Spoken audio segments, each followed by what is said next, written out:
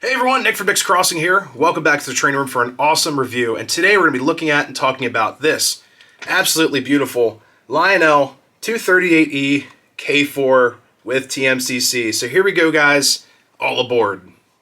Alright guys, so some of you are probably saying, Nick, the 238e is a pre-war locomotive. So why do you have this? Why does it have TMCC?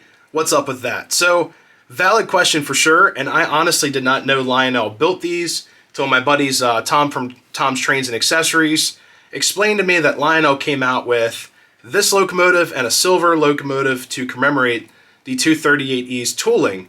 Now after they were done with this run of locomotive, they ended up destroying the tooling for the 238e and shipped it off to certain members that I believe the Lionel Club, and he has a piece of that tooling, so that's pretty cool.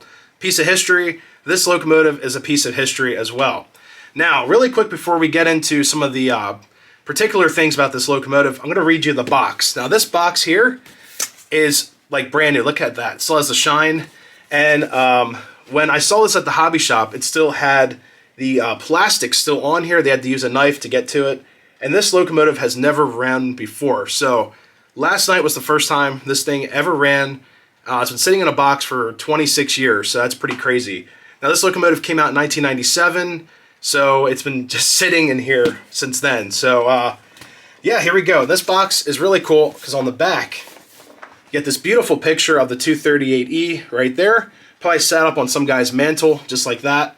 And it has a really cool description about the history.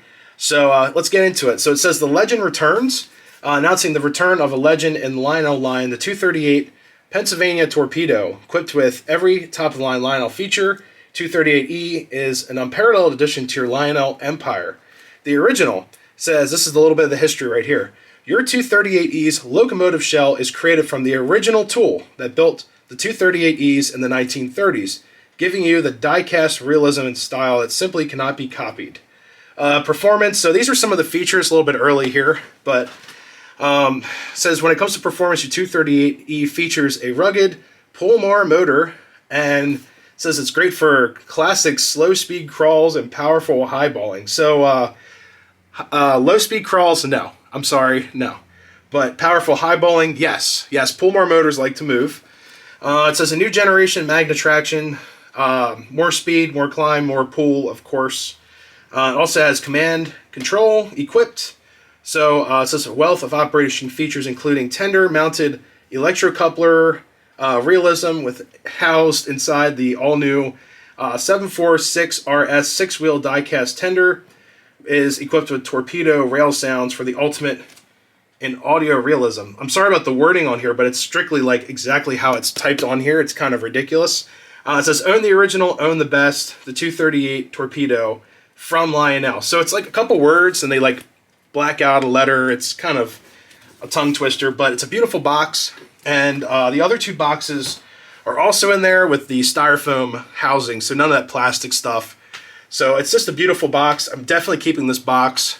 And apparently there's also an extra set of wheels in here. I did find those that my buddy was talking about. It's an extra set of flanged wheels, so you can change them out if you want to. I like kind of the blank wheels on here. I'll just leave them on there. And also, I lost one of my people. There's people inside there, like classic, looks like a post-war injection mold guy. These guys stay in the cab. This is the fireman, so little peg at the bottom kind of helps hold them in if it focuses. There it goes. So, yeah, little peg at the bottom holds them in. So I have to put a little bit of tack or something on there so they don't fly out. Alright guys, so a little bit about the 238e. So these came out in 1936 to 1940. There are two variations. The black gunmetal is the rarer one. They only made those for 2 years, from 36 to 38. That is in this color right here. This is considered black gunmetal. This is a 1688. From right around the same time period, this is considered semi-scale 027. And underneath it actually has the plastic motor there, very early, like Bakelite plastic, compared to my silver variation. So Lionel 1688e, Lionel Jr. is the silver variation. Now, the 238Es made the silver rendition from 1936 to 1940. I have never seen a black gunmetal 238E. I've only seen the silver variation at train shows, and they go for crazy, crazy money. Usually if you have the original waffle tender, which is a picture of that right here, and also the locomotive, it's around $300 to $500, somewhere in there, without any cars, just the locomotive. There is a whistling tender that came with that original 238E, and also the difference between my model here, which is a 462 Pacific. The original 238E came out in a 442 variation. And meowing in the background is my cat, Chessie, and she has just been up here all day, so I'm going to let her go do her thing. You guys might hear her get into something or whatever, so it's all part of the experience. So you guys may be asking, Nick, if this did not come with that original waffle top tender, what did it come with? And that is this beauty right here. This is a full-scale style Lionel Lines 5-stripe PRR tender. This thing is beautiful. I love the artwork. Articulating electric coupler on the back so it can go around tight curves. Everything's die cast on here, everything. It's crazy. The drawbar is actually kind of like a traditional drawbar. It's not like your traditional, like, I don't know, like a clip, like a flat clip. This one has a circle, so that goes up to a pin underneath the locomotive, just like the pre-war rendition would have had. Now, one complaint, I've read this a lot on the O-Gauge forum, and my buddy Tom told me about this. This tether sucks. It's got these little pins, and if you mess up that, you're building a new tether. What's it, a 5-pin? Or it's a 6-pin. The locomotive has one pin sticking out to guide, and then the other pins kind of fall in line. It's not the best at all. It's probably the worst tether I've ever seen. Worse than like the 12-pin PS2 tethers that I hate. So yeah, definitely watch out in the tether on this one. So let's get you guys trackside. We'll fire up and go through some of the awesome features. Alright guys, here's the Lionel 238E. So this locomotive is absolutely stunning. I love the craftsmanship in here, all the original details and everything. It's an extremely detailed piece and sounds amazing once we get her fired up. She is scar-free. This engine is super clean. Inside, we have a fully decorated cab and everything, as you guys can see right here. And then also on the front, it says Lionel Lines. Love the ribboning here. Here's a better picture of that right here. And then from the front, we have a headlight. This is all die cast in here. Beautiful handrails going all the way up to the front of the locomotive. I always loved these little lanterns as a kid. These would always pop out, so I'd end up gluing them back in. But those are nice and sturdy. Now inside of here, all of our pieces move correctly. Nothing's rubbing up on anything, so it looks and sounds great. It's a very quiet running locomotive. And also the trailing truck also has a hotbox door on there. It's so cool. All the wheels are spoked except our pilots. They're just smoothed out. But our trailing truck wheel is a spoked wheel. Really cool. So this locomotive features a puff and chuff smoke unit. So no fan smoke or anything. Basic TMCC. It's basically like a, if you took a conventional locomotive and put TMCC in it. So in that case, you got to watch your smoke fluid level for sure. You don't want to underfill this thing. It will burn up and cause a nightmare. So let's get her fired up here. So, all right, let's turn the volume down a little bit. All right, so this is the volume all the way off. Listen how smooth this is. And then our direction. So yeah, she runs very smooth. And there is the headlight. I'm actually going to turn off the smoke unit. Let's see. And it's also not broken in yet, so it needs to run in forward and reverse for a while just to break this locomotive in. But there you go. The smoke unit has been turned off by activating number 8 on the pin pad, hitting aux. And let's turn her, put her in reverse here. So yeah, it wants to run, it just needs to be broken in. It's been sitting in the box for 26.5 years or whatnot. So this engine actually features a ton of really cool sound effects. They put a lot of work into the sound set. I believe this is Railsounds 3, so here we go. Here's the whistle.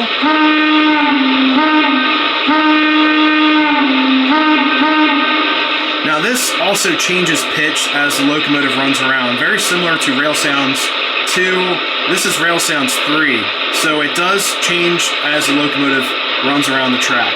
The smoke unit is currently off. To activate that, I'm going to hit number 9. It's a chuff and puff smoke unit, so we'll get that going once we hook up to some cars. The bell is beautiful. Listen to that. and it kind of rings out. Get that nice like reverb sound. It rings out after you deactivate the bell. Now, here's some other cool sounds. You get like this rumble effect. That's by hitting number 3 on the keypad, and then number 6, you get an air release. Now, the decoupler sound is probably one of my favorites I've ever heard. So listen to this. It's got like a little bit of a rusty coupler sound, and then they hook up the air once you're done coupling or decoupling. Listen to this. I hit R.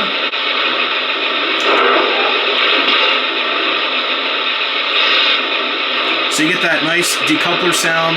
It sounds like metal on metal, and then you get that little like hissing sound like that right there every time you hit the decoupler. So it's kind of like they decouple the train, you hook up to something, and the air is hooked up and ready to go. So here's that one more time.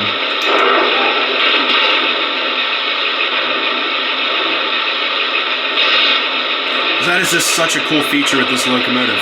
Now the chuffing on here, you get 1 chuff per revolution. It's got a reed switch in there or a cherry switch. There's forward and then reverse.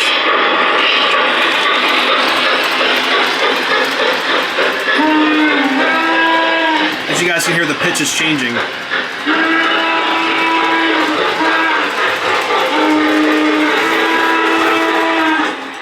And then also you get that brake sound that we all love. So let's bring her in, we'll hold the brakes.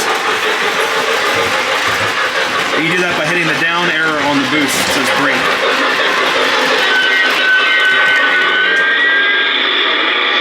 So yeah, you get that awesome brake sound as well.